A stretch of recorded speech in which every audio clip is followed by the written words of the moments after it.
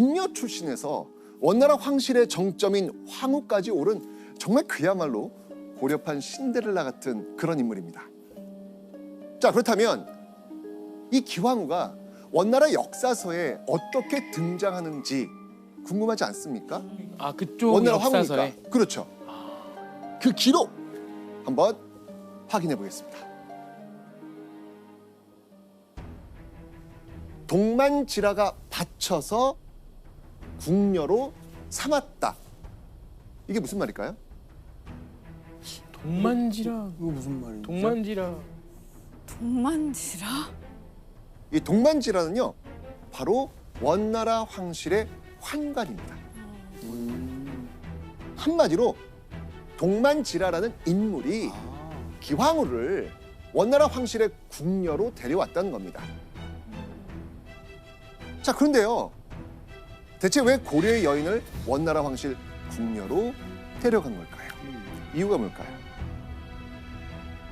자, 아마 기황후가 고려에서 선발되어 원나라로 보내진 특별한 사람들 중 한 명이 아니었을까 추측이 됩니다. 바로 이겁니다. 공녀. 아. 자, 바칠 공, 계집여, 공물로 바친 여인이라고 해서 공녀라고 불렸습니다. 자, 때는요, 바로 원간섭기였습니다. 당시 고려는 사사건건 원나라의 눈치를 봐야 했고요, 정치적 압박을 받고 있었습니다. 원나라가 이 고려를 복종시키기 위한 하나의 방법으로 오랫동안 아주 꾸준히 공녀를 요구했던 겁니다.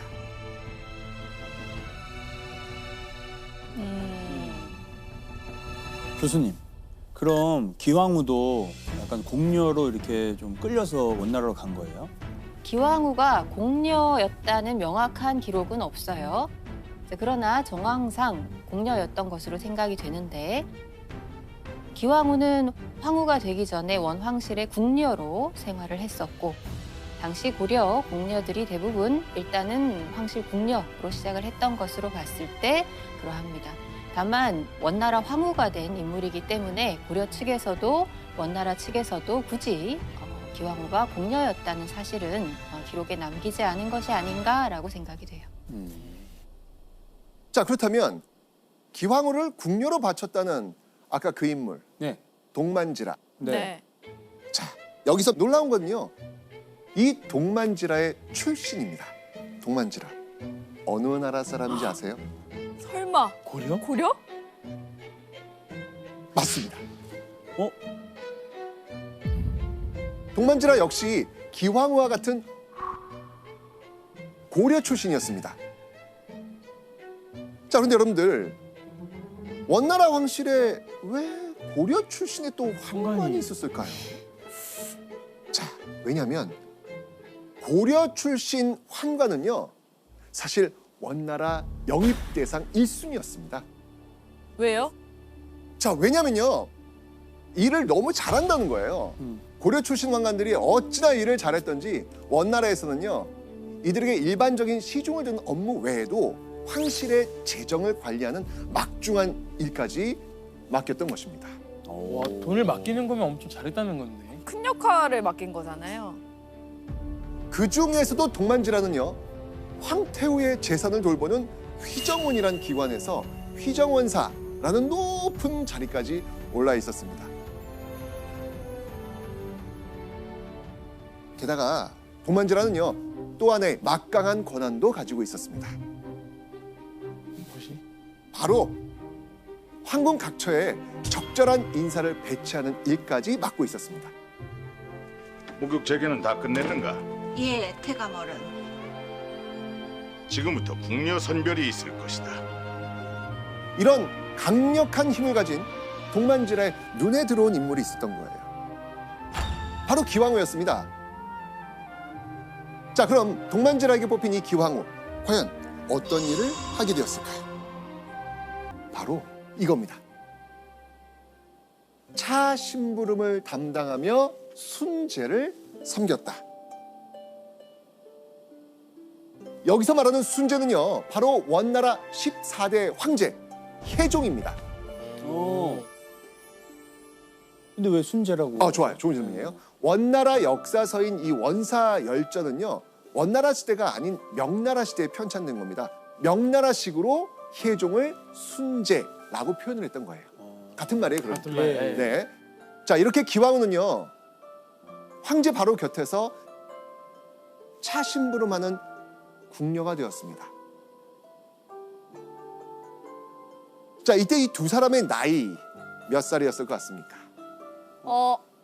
열 몇 살이었을 것 같아요. 정확한 나이를 알 수는 없지만요, 혜종과 기왕후는 14세에서 17세 이 사이였을 것으로 추정이 되고 있습니다. 둘 다 10대. 그럼 차이가 별로 없는 거네요. 그렇죠, 맞습니다. 그런데요, 궁녀 기왕후를 보는 원나라 황제 혜종의 눈빛이 어딘가 이 모르게 미묘하게 달라지기 시작한 겁니다. 일개 궁녀에게 혜종의 마음이 움직이기 시작한 겁니다. 기왕후가 마음에 든 거예요. 자, 그렇다면 혜종의 마음을 사로잡은 기왕후의 매력은 무엇이었을까요? 일단 예뻤을 것 같아요. 목소리가 또 좋다. 목소리 좋고. 기록이 있습니다. 확인해 보시죠. 살구 같은 눈, 복숭아빛 뺨, 뺨. 버드나무 같은 가는 허리.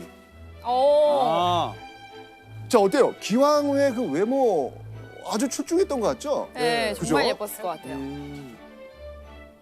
자, 그런데요, 이런 외모가 다가 아니었습니다. 기왕후에게는요, 황제가 푹 빠질 수밖에 없었던 또 다른 매력이 있었습니다. 성품이 지혜롭고 영리해 황제의 총애를 받았다. 혜종은 대화를 나눌수록 외모만 출중한 줄 알았던 이 궁녀가 성품도 훌륭하고 똑똑하다는 걸 알게 된 거예요. 이러면서 혜종의 마음은 어떻게 변해갔을까? 계속 이제 차를 마시고 싶어 하시겠죠. 그렇죠. 하루 온종일 차만 마십니다. 매일 차만 마셔요. 물 안 마시고. 밥도 안 먹고. 하루에 두세 번씩. 그렇죠. 자, 이렇게 혜종은요, 이 기왕후의 매력에 푹 빠져서 헤어나올 수 없게 됩니다. 황궁에서 만난 풋풋한 청춘 남녀가 애틋한 마음을 키워간 거죠. 고려에서 온 일개 궁녀가 황제의 마음을 사로잡은 상황. 기왕후가 황제의 눈에 들고 난 이후에 원나라 황실 내명부가 팔칵 뒤집어지는 일이 벌어집니다. 대체 무슨 일인지 확인해 보시죠.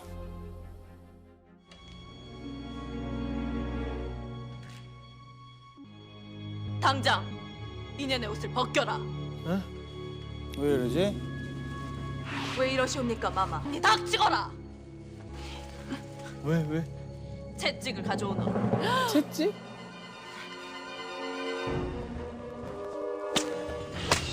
오, 피가 난다.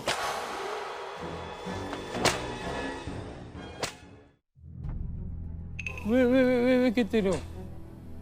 기왕후를 채찍질하는 이 여인, 아이고. 이 누굴까요? 황제 부인. 원래 부인. 맞습니다. 바로 원나라 황제 혜종의 정실 부인 황후 타나실이었습니다. 그러니까 혜종에게는 이미 아내가 있었던 겁니다. 혜종이 황후인 자기를 제쳐두고 일개 궁녀에게 사랑을 쏟게 되니까 질투의 눈이 멀어 기왕후를 매질한 겁니다. 그런데요, 실제 상황은요, 이 드라마보다 훨씬 더 끔찍했어요.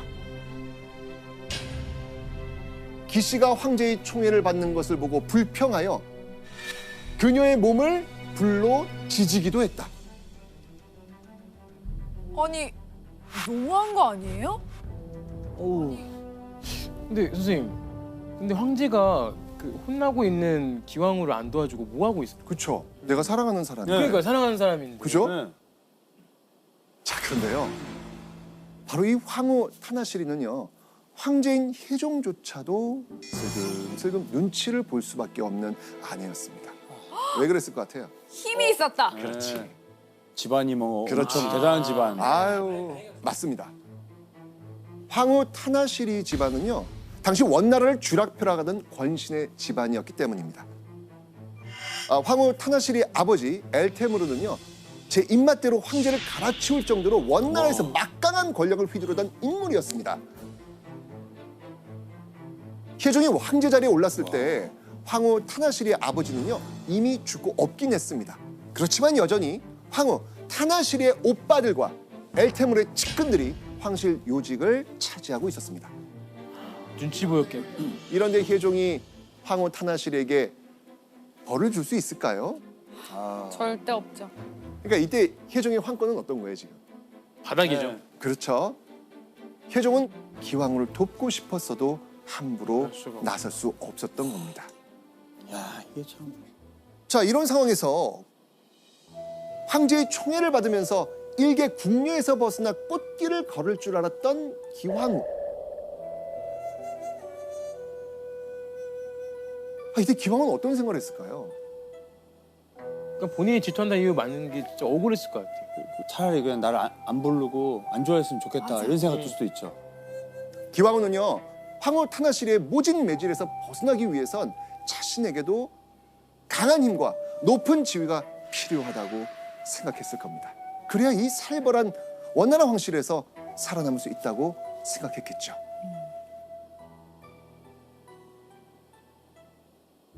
그런데 1335년 지독하게 기왕후를 괴롭히던 황후 타나시리의 매질이 거짓말처럼 뚝 그치게 됩니다. 이게 어떻게 된 일일까요? 갑자기 때리다가 죽어요? 죽어버려요. 아니에요. 맞습니다. 오. 아, 진짜요? 황후 타나시리가 죽게 된 겁니다. 왜요? 자, 여기서 문제 보시죠. 아니. 타나시리가 갑자기 죽은 이유는 무엇일까요? 정답. 정답. 누가 타나시리가 먹는 거에다가 약을 탑니다. 죽이려고. 뭐 그런 정황이 있을 수는 있는데 여기는 뭐냐면 그 죽은 배경이 있어요. 배경? 오답입니다. 정답. 네. 황제가 어. 예, 작전을 짜서 어. 기왕후랑 잘 되기 위해서 죽입니다. 타나시리를.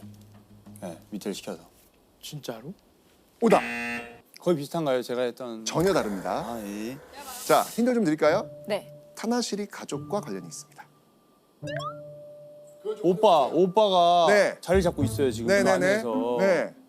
자, 느낌 오지 않습니까? 정답. 자, 정답. 내가 했어요. 제일 먼저 했어요. 제일 먼저 했어요. 네. 친오빠가 네. 반란을 일으킵니다. 그래가지고 가족이 전부 다 유배가거나 다 죽여집니다. 정답.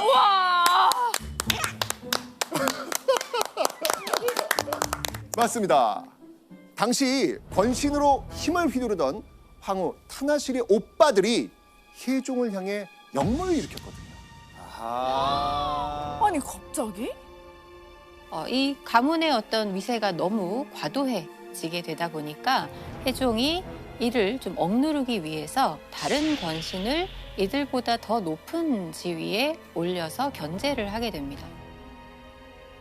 그러자 이 타나시리의 오빠가 이 일을 굉장히 불만스럽게 여겨서 역모를 꾸미게 되는 것인데 역으로 혜종에 의해서 내쳐지게 되는 결과를 가져오게 됩니다. 황후 타나시리의 오빠들이 역모를 일으킨 죄로 죽임당한 뒤 황후 타나시리 역시 그로부터 약 한 달 후 독살로 처형당합니다. 자, 그런데 황후 타나시리의 죽음 이후 기왕후에게 놀라운 소식이 들립니다. 기왕후가 궁녀의 신분에서 벗어나 원나라 황제의 정실 부인인 황후가 될 수도 있다는 겁니다. 우와.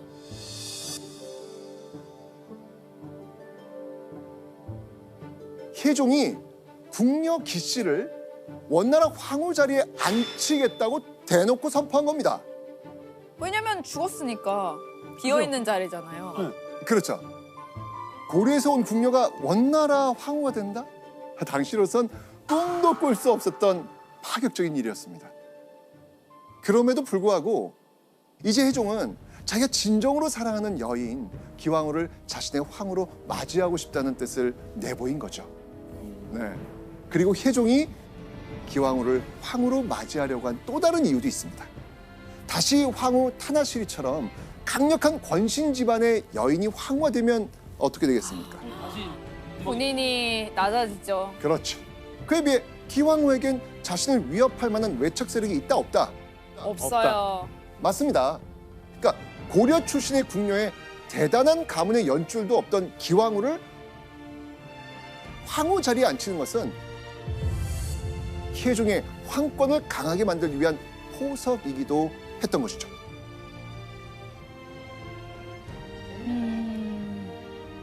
자, 이런 상황에서 기왕후 역시 황실의 이런 분위기와 상황을 눈으로 보고 귀로 듣고 있었겠죠. 이쯤 되면 내가 황후가 될 수도 있겠구나. 라면서 뭔가 이 황후 자리에 욕심나지 않았을까요? 자, 그렇다면 과연 이대로 기왕후는 원나라 내명부의 정점인 원나라 왕제의 정실부인 황후가 될 수 있을까? 네. 됐으면 좋겠어요. 됐다. 바로 안 돼요. 됩니다. 확인해 바로 안 돼요. 됩니다. 보시죠. 황후마마 납시오. 뭐야? 오? 짐은 대승상의 진려인 바얀 후도를 이 나라의 정실 황후로 맞이하는 바요. 쿵그라뜨시 바얀 쿠투를 황후로 책봉하였다. 황후 자리를 차지한 것은요, 기황후가 아닌 쿵그라트족의 여인 바얀 쿠투였습니다.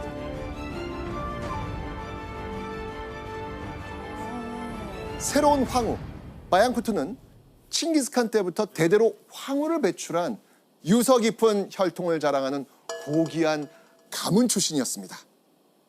자, 그런데 여기는요, 기황후가 황후에 오르지 못한 결정적 이유가 있었습니다. 바로 당시 원나라를 쥐락펴락했던 권신의 반대가 있었던 것이죠. 바로 재상 마얀이었습니다. 마얀. 이 바얀이 기황후의 황후 책봉을 극구 반대하고 나선 겁니다. 이유가 뭐겠습니까? 출신. 네, 마얀은요, 원나라의 황후는 반드시 원나라 황실과 대대로 혼인을 맺어온 집안, 즉 뼈막 높은 가문이어야 한다, 이런 생각을 했던 것이죠. 자, 그렇다면 새로운 황후가 들어오고 여전히 궁녀로 지내야만 했던 기황후는 어떤 생각을 했을까요?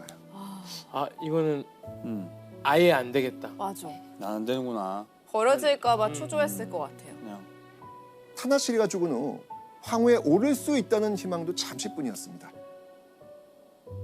자신의 신분을 문제 삼는 권신과 유력 가문의 위세 앞에 기황후의 희망은 하루아침에 산산조각이 난 것입니다. 그리고 새로운 황후의 등장으로 기황후는 남다른 불안감에 휩싸였죠. 벼랑 끝에 선 황태자는요, 복수의 칼을 갈면서 지방에서 힘을 키우고 있었습니다. 그런데 황태자가 궁을 떠난 지 약 10개월 뒤 황태자에게 아버지 혜종으로부터 선물이 도착합니다. 선물? 아버지가 보내주신 상자를 연 황태자 아유르시리다라 깜짝 놀랍니다. 과연 상자 안엔 무엇이 있었을까요? 다시 돌아오라는 어떤 편지? 지금 일단 조정이 누구에 의해 장악됐다고요? 권신의 머리? 맞습니다. 기황후와 황태자를 위협했던 권신 볼로르 테무르의 머리였습니다. 아유 무섭다. 그럼 돌아오라는 거예요? 그러니까 자기를 제일 공격한 반대되는 인물인데 네. 그 사람의 머리를 보냈다는 건 이제 너를 막을 사람이 없다. 아. 내 마음이다라는 걸 보여준 것 같아요. 편하게 돌아와라. 그렇죠. 와우. 자, 그럼 혜종은 아니 어떻게 볼로르 테무르를 처단할 수 있었을까요? 또 더 힘센 사람을 데려와가지고 데려와서 이렇게. 서로 맞습니다. 싸우게끔. 맞습니다.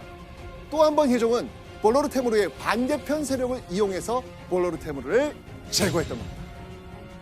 내 눈앞에 있는 이 가난한 무리들을 모두 죽이거라.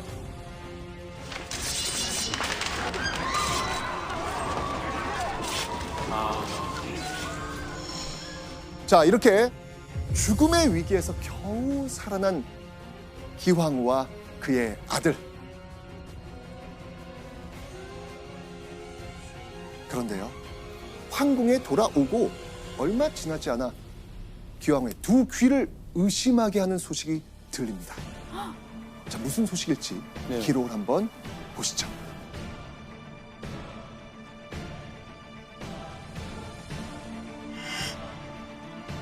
제2황후 기씨를 황후로 세우고 기씨의 아버지 이상 3대 조상에 모두 왕작을 수여하였다. 1365년 12월 혜종은 약 32년간 자신의 곁을 지켜온 아내 기황후를 드디어 제1황후로 책봉합니다. 우와. 고려인 출신 궁녀라는 꼬리표를 떼고 원나라의 제1황후로서 확실하게 인정받은 겁니다.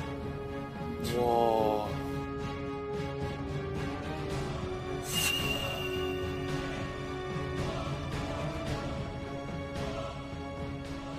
자, 그렇다면 질문 생기지 않아요?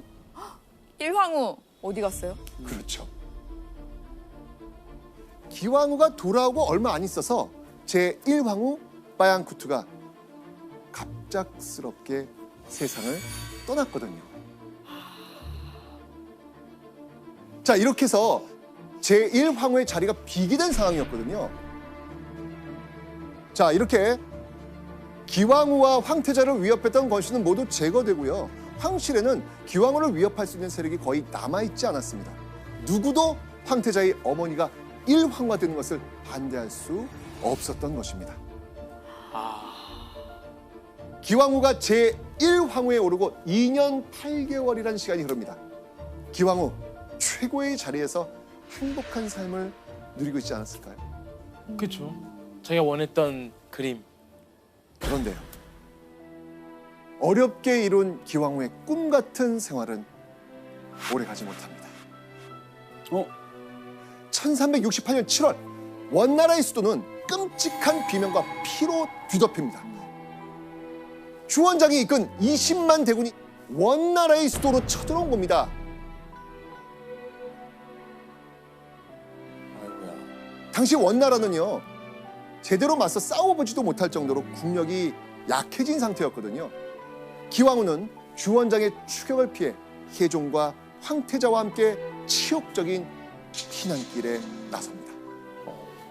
그리고 피난길을 떠났다는 기록을 마지막으로 기황후는 역사 속에서 사라집니다. 그러니까 도망을 갔다 이게 끝인 거예요. 끝입니다. 자, 그리고 약 117년간 중국 대륙을 지배했던 원나라는 주원장의 홍건적에 의해 멸망합니다. 와. 원나라 황실 내명부의 가장 높은 자리에 오르고 고려를 소나기에 쥐고 흔들 정도로 강한 모습을 보여준 기황후. 이웃 사람들은 기황후를 어떻게 평가할까요? 원나라에서는 자신의 나라를 망하게 한 이국의 황후, 고려에서는 고려 사람이면서 조국을 공격한 악녀 중에 악녀. 자, 하지만 혹독한 권력 투쟁에서 살아남은 강한 여인이라는 평가도 존재합니다.